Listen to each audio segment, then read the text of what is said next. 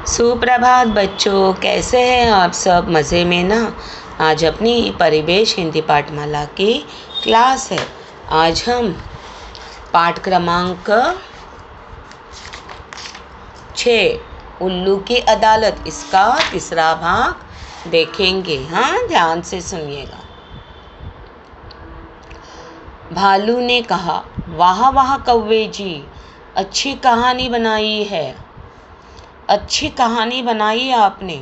आपके घोंसले में कोई अपने अंडे रख जाता है और आपको पता ही नहीं चलता है।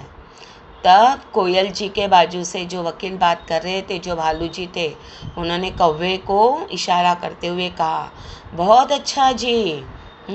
आपके घोंसले में कोई अंडा छोड़ के चला जाता है, अंडे छोड़ के चला जाता है और आपको पता भी नहीं चलता। कौवे ने कहा, जी हाँ, पता नहीं चलता। अब मैं पढ़ा लिखा तो हूँ नहीं श्रीमान, जो अंडे गिन सकूँ। देखने में सभी अंडे एक समान दिखाई देते हैं। हाँ, तब कौवे ने कहा, जी हाँ, नहीं पता चलता, क्योंकि मैं तो पढ़ा लिखा तो हूँ नहीं कि भाई अंडे गिन सकूँ, और अंडे दिखने में भी एक समान होते हैं। मेरी पत्नी और मैं अंडे सेते हैं और जब बच्चे निकलते हैं तो उनके रंग भी एक सा होता है। तो कौवे जी उसके आगे भी कहते हैं, मैं तो बाबा अनपढ़ गंवार हूँ, मैं तो पढ़ा लिखा हूँ ही नहीं। जब ये अंडे छोड़ जाती है तो मुझे पता ही नहीं चलता है, क्योंकि मैं गिन नहीं पाता हूँ उनको। सब सारे अंडे एक जैसे दिखते हैं।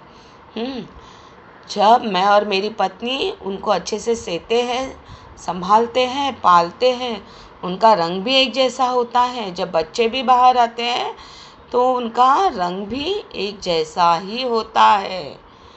तो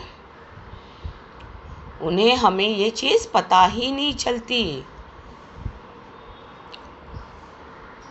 बिल्कुल हमारे रंग की तरह हम अपने बच्चों के साथ कोयल के बच्चों को भी दाना चुग चुग कर खिलाते हैं, उड़ना सिखाते हैं। यह धोखेबाज दूर बैठकर देखती रहती है। तब कौवे ने कहा न्यायाधीश से कि श्रीमान जी, जब ये ये कोयल जी जो है वो अंडे छोड़ के जाती है तो वो सारे एक समान होते हैं और एक जैसे दिखते हैं। जब वो पक्षी बाहर भी आते हैं, बच्चे बाहर भी आते हैं, तो वो एक समान दिखने की वजह से हमें पता ही नहीं चलता है कि हमारा कौन सा और कोयल जी का कौन सा। लेकिन हम सबको दाना चुग चुग कर लाते हैं, यानी दाना पानी खिलाते हैं। और ये धोखेबाज दूर रह के, धोखेबाज किसे कहा है? कोयल जी को। कि ये दूर से देखती रहती है कि हम ये सब कर रहे हैं, और उन्होंने कौवे जी ने कोयल जी को धोखेबाज कहा है। यह धोखेबाज दूर बैठकर सारी चीज़ें, हरकतें देखती रहती है। ये कौन कहता है? कौवा कह रहा है। तब भालू, जो कोयल जी के वकील थे, उन्होंने कहा, इसका मतलब यह हुआ कि जब आपको पता चलता है कि ये आपके बच्चे नहीं है, तब आप उन्हें मारते हैं। लेकिन तब भालू जी कहते हैं कोयल जी की तरफ से, लेकिन जब आपको पता चलता है, कौवे जी से कह रहे हैं कि आपको जब पता चलता है कि ये आपके बच्चे नहीं हैं, तब आप उन्हें परेशान करते हैं, सताते हैं, उन्हें मारते हैं। कौवा चुप रहता है, और ये सच था, और इसी कारण कौवा भी चुप हो जाता है। भालू ने कहा जोर से, मेरी बात का हाँ या नहीं में जवाब दीजिए। हाँ, तब जोर से यानी चिल्ला के भालू जी ने कहा कि मेरी बात का आप जवाब दीजिए। आप कोयल के बच्चों को मारते, डराते, धमकाते हैं या नहीं? लेकिन जैसे ही कौवे जी को पता चलता है कि अपने बच्चे नहीं हैं, तब वो कोयल जी के बच्चों को मारते, डराते, धमकाते थे। और यही सवाल भालू जी ने कौवे जी से किया। कौवे ने कहा, जब हमें मालूम पड़ेगा कि हमारे साथ धोखेबाजी की गई है तब गुस्सा तो आएगा ही।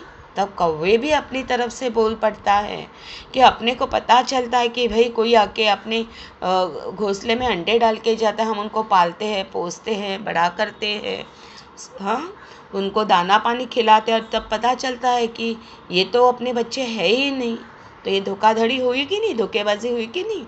तो इस वजह से गुस्सा तो आएगा। ये कौन कह रहे हैं? कौवा कह रहे हैं। फिर भालू जी ने कहा, देखिए श्रीमान, कौवे ने अपनी गलती मान ली। जब इसे पता चलता है कि जिन बच्चों को यह पाल रहा है वह बच्चे इसके नहीं बल्कि कोयल के हैं, तो यह गुस्से में पागल हो जाता है, उन्हें जान से मारने की कोशिश करता है। इसे कड़ी से कड़ी सजा दी जाए। तब भालू जी ने फट से कहा, देखिए श्रीमान, कौवे जी ने अपनी गलती तो मान ली। जब इसे पता चलता है कि ये बच्चे उसके नहीं हैं, तो ये कोयल जी के बच्चों को गुस्से में क्या कर जाता है, जान से मारने की कोशिश करता है, और इसे कड़ी से कड़ी सज़ा मिलनी चाहिए। ये भालू जी अब यहाँ न्यायाधीश को बता रहे हैं। कोयल ब्रैकेट में हंसकर, हाँ हाँ, कड़ी से कड़ी सज़ा। तब एकदम हंसकर कोयल भी बोल पड़ती है, हाँ हाँ, कड़ी से कड़ी सज़ा कौवे जी को मिलनी चाहिए। सब जानवर हंसने लगते हैं, हंसते हैं। तभी सभी जानवर भी हंसते हैं। आगे बढ़ते हैं। उल्लू जी ने कहा, ऑर्डर ऑर्डर। तब जो न्यायाधीश उल्लू जी थे उन्होंने ऑर्डर करके सबको चुप कराया। कोयल जी, आप बार बार अनुशासन भंग कर रही है। जो न्यायालय का अनुशासन यानी नियम है उसके अनुसार चलना चाहिए, बीच बीच में बातें नहीं करनी चाहिए। ऐसे उल्लू जी कोयल जी को समझा रहे हैं और सावधान भी कर रहे हैं। पेंगुइन ने कहा, श्रीमान, यह कोयल केवल धोखेबाज और कामचोर ही नहीं, एक गैर जिम्मेदार माँ भी है। जिस माँ ने अपने मीठे सुर की लोरी अपने ही बच्चों को नहीं सुनाई, वह कैसी माँ? श्रीमान, धोखे से अपने अंडे दूसरों के घोंसले में रखना, उनकी देखभाल स्वयं न करना और अपने बच्चों का पालन पोषण दूसरे से करवाना धोखेबाजी है। ऐसी स्थिति में सच्चाई का पता चलने पर क्रोध आना तो स्वाभाविक है।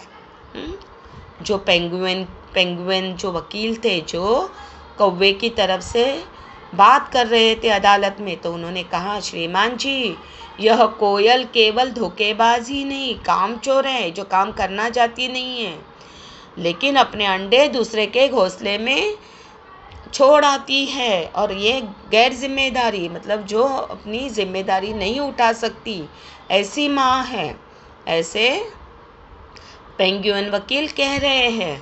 और जो अपनी इतनी मीठी और सुरीली आवाज़ अगर वो अपने बच्चों को ही नहीं सुना पाएगी लोरी, तो फिर उसका कोई मतलब नहीं होता।